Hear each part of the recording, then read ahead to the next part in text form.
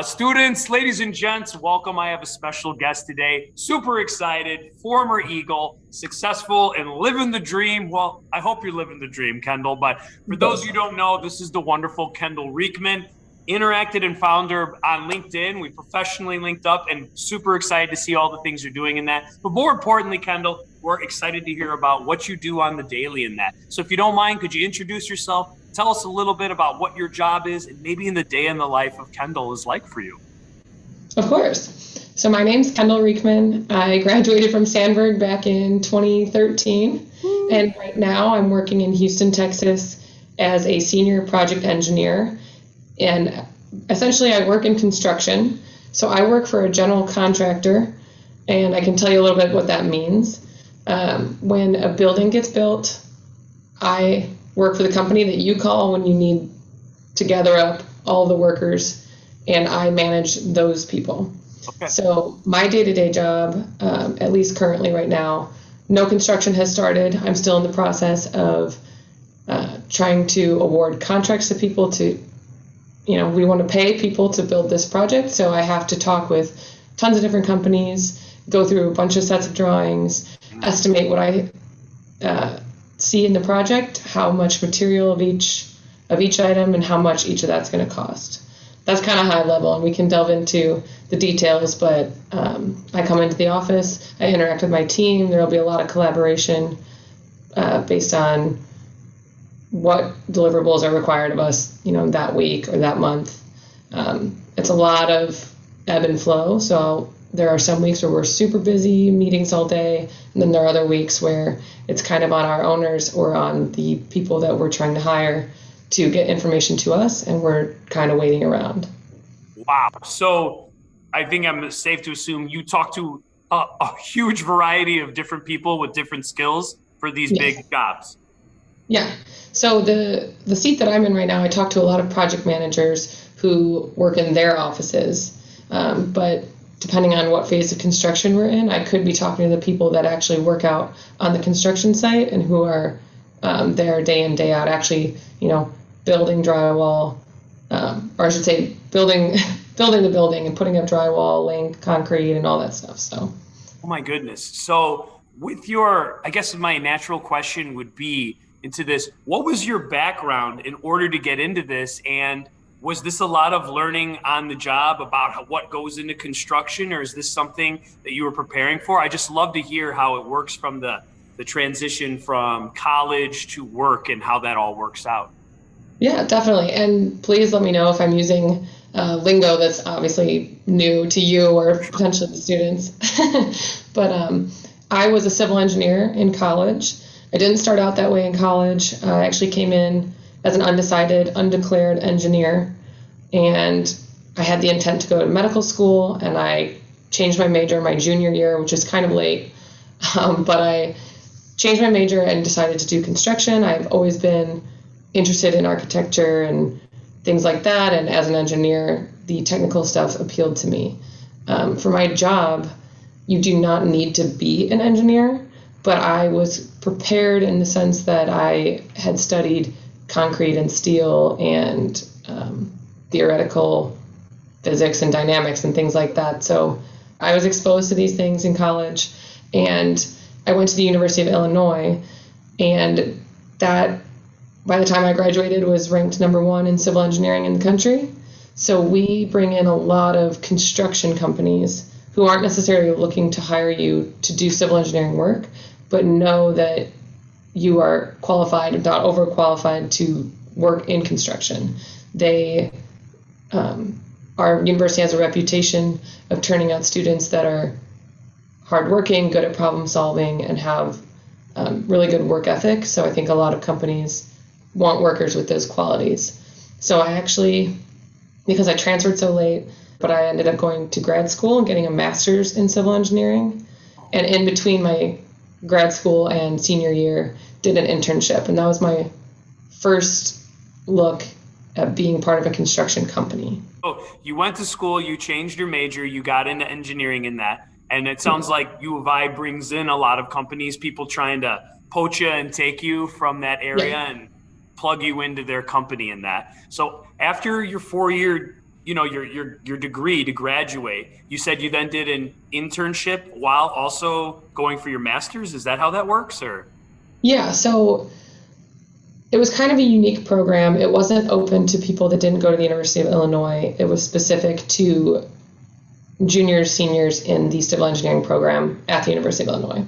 So in my first semester of my senior year, I applied, and it's a pretty quick application process. You still find out that first semester, and then you get started right away. You start doing meetings with the grad school participants and students, and you go on a couple international trips and a couple national trips. And the goal of the program is to expose you to more construction in the industry, and not so much in textbooks and paper and theory and things like that. They want to get you hands-on and get you exposed to people that work in those fields. So when I found out about this program, I was like, that sounds like me. Like, I just switched into this major. I don't know that I'm necessarily the most qualified yet. I don't know as much as students that have been doing it all 4 years or knew they wanted to do this from the beginning of college. So I applied, got in, and then happened to land an internship that following summer. I honestly think it was just luck. I remember interviewing and saying, like, hey, right now I'm not taking these classes, but next summer I will be taking these classes. So they trusted me, and it maybe wrote a little bit off of the University of Illinois reputation on that. That was after my junior year. Had my first internship. They really had to take a chance on me because I hadn't taken all those civil engineering classes yet. So then going into my senior year, I had one internship under my belt, and that's when I was in the program officially. Now, when you did your first internship, do you feel like you took in and learned a lot as opposed to just the classroom? I did. So I worked for a concrete company. So that's one of the contractors who, as a project engineer right now, I would call to give me quotes and estimates and numbers. So I worked for one of the smaller companies, and they gave me a lot of responsibility. I kind of dove in with my head first, and they tested me. And my first day, I was there till 6 p.m. just working nonstop. So I was able to learn a lot because they allowed me to take on a lot of responsibility. That's a really great point. I'm glad you brought that up too. Sometimes the size of the company depends on how much they do allow you to delve in versus bigger. So really good for students to think about when they are looking for internships. The size might make your experience slightly different on what you're exposed to. So I love that you brought that up. Thank you. Yeah, no problem. My second internship was a lot different than the first because of that. The first company was small. There were 7 employees that sat in the office daily, whereas my second internship was with an international company headquartered in Australia, tons of satellite offices, tons of employees, thousands. So big difference. But I was lucky enough with that second internship to have a project manager who was dedicated to, making sure that I had a successful internship where I could actually learn skills and I wasn't just pushing paper essentially and getting coffees. He wanted me to learn. So he also gave me a little bit more responsibility than a typical intern. That's fantastic. So with these different experience and internships, do you feel like that was creating more connections and giving you more confidence to eventually, once you were done with your master's program, to get out there and do exactly what hopefully you want to do? Yeah, I would say the first one kind of made me nervous because I had no benchmarks. I wasn't in the major yet. I was the only intern for the first half of the summer. So I was like, am I even good at this? Like, do I like this? I really didn't have an idea. And by the end of the summer, once the other intern came in and I kind of could see like, okay, he's also worried about X, Y, Z, and I'm not the only one. Like, it's okay that I don't know that yet. I could kind of level myself out and say, okay, I'm not expected to be a manager yet. That's good. And kind of got to balance out my expectations. The next summer made me think like, yes, this is what I wanted to do. I love this company. I love these projects. I was working in downtown Chicago, so I was constantly visiting the ongoing projects, which happened to be high-rise, high-end luxury residential buildings. So it felt really cool. I liked being in the city, and I had a really great team. So it kind of just all worked out that I fell in love with what I was doing at that time and pursued it and ended up working at that company full time after graduation. Oh, that's wonderful. And then did you eventually transplant to Houston where you are now? Yes, and that was actually kind of sad because I really liked that job.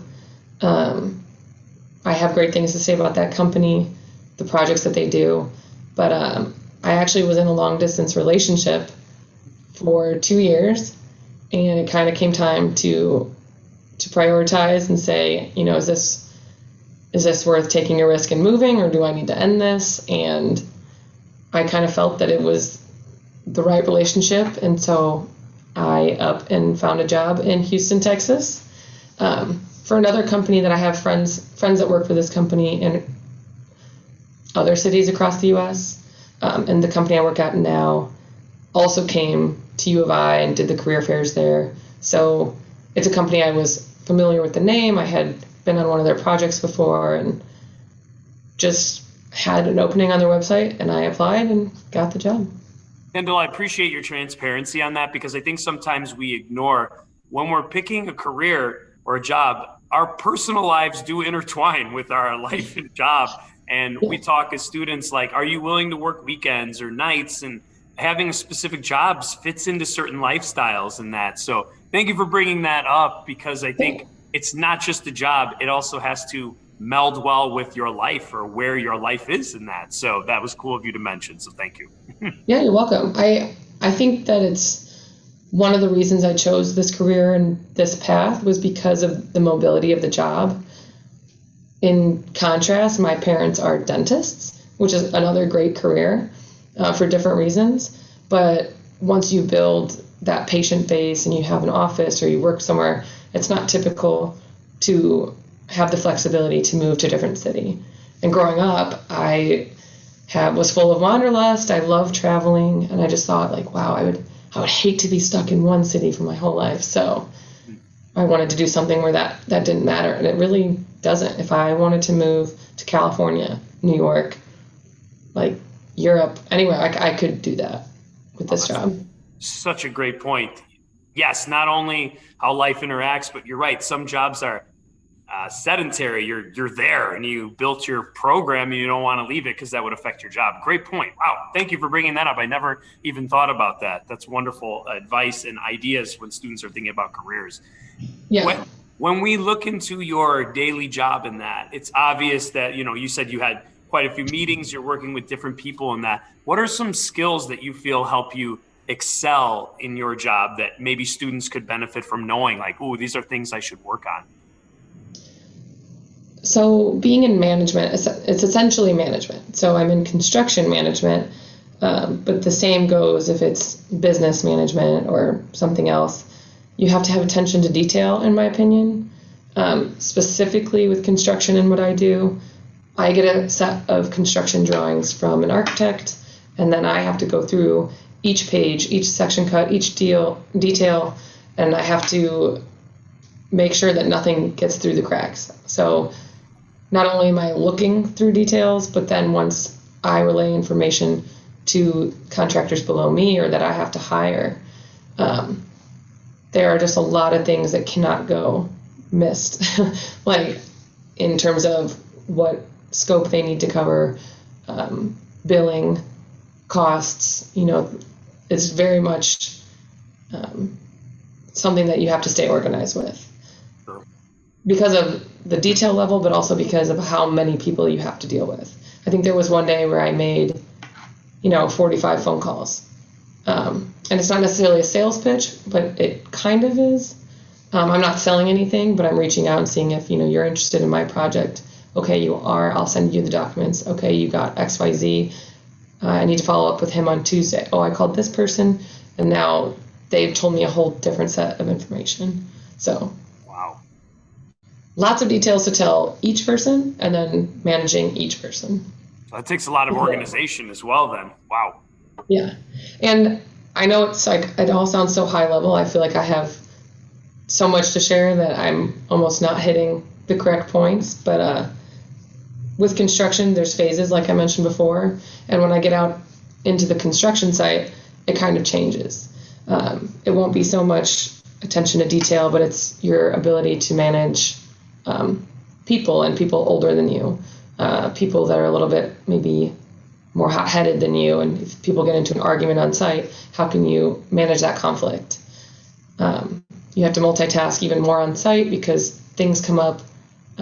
It's a construction site after all, so there's a lot of safety hazards and random people coming through, and you have to manage a lot of different hazards in a construction site than when I'm sitting at my desk. So absolutely, I can imagine. So when there's a project going on, do you find yourself mostly in the office and occasionally on site? Is there times where you're on site constantly? What's the balance with that and traveling to site versus the office?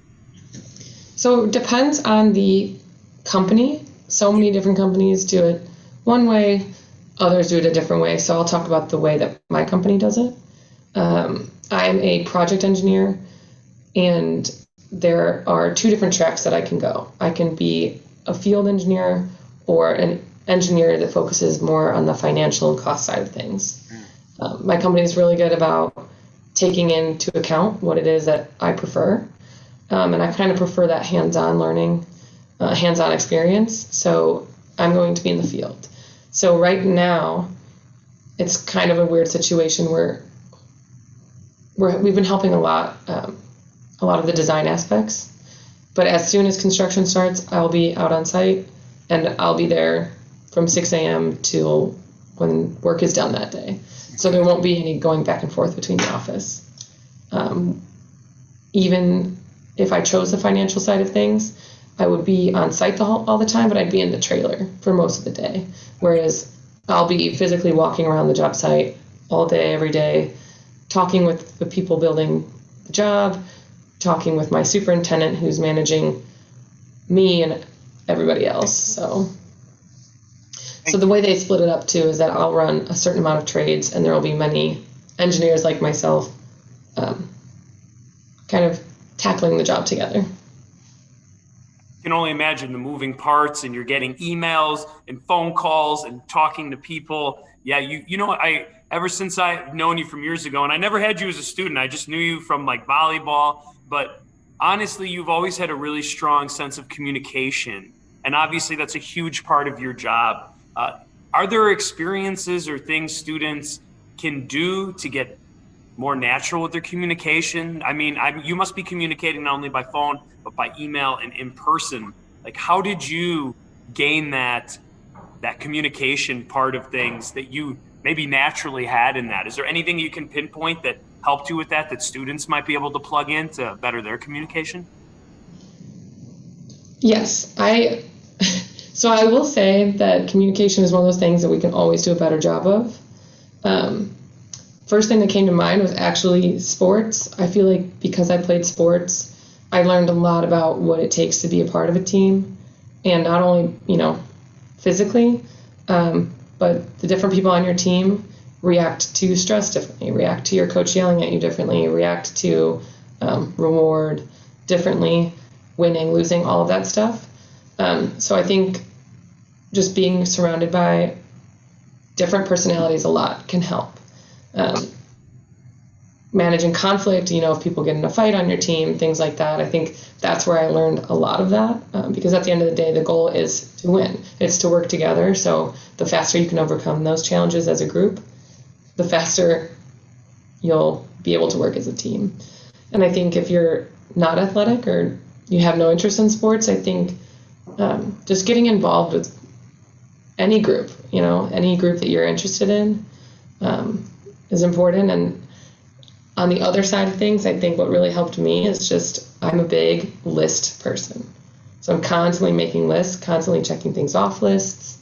And I feel like as my tasks grew at my job, that I was like, well, I need to keep track of everything. So I just am really good at knowing what needs to be done because I'm always writing it down in front of me. That's not the only method. Other people are really good at this without having to do that, but knowing what you have to do is also key.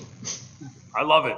Well, thank you for sharing all that information. And I love you gave a little plug to get involved in school. I like that. So I know that I'm taking more of your time than I promised. Thank you, Kendall. One last thing then, if you were looking back at your high school experience and not saying you would do anything over in that, would you give yourself or current high school students any advice on anything before we kind of send off and say our thanks? Um, yeah, I guess when I was in high school, I thought I knew exactly what I wanted to do. I wanted to be a surgeon. I was dead set on it, and I kind of blew off other opportunities to learn about other careers. And now here I am, a project engineer at a construction company, something I never ever considered. Um, so I guess my advice is to really take the time to think about what it is you like to do. A lot of my daily activities revolve around, like you said, communicating with other people on my team, calling people, getting information I need from other people, working with people a lot. So if that's not for you, you might not know that until you get into the position. So reaching out to people with jobs that you think you want, reaching out to people's parents that you know, talk to your friends and what their parents do and see if that's something you like. Be open to hearing about everything, because there might be a job that is a perfect fit for you that you don't even know exists. Well said. Thank you for bringing that up. And honestly, that's a great way to segue into our thanks to you. This is exactly the reason we're doing these, is simply to open up students' eyes to all the different jobs. And honestly, I had no idea that your job existed as well. Not that it's not needed, but I just never thought about it because I was in my little science world, So thank you Yeah, for opening my eyes and our students' eyes in that, and for your time today. We are so appreciative.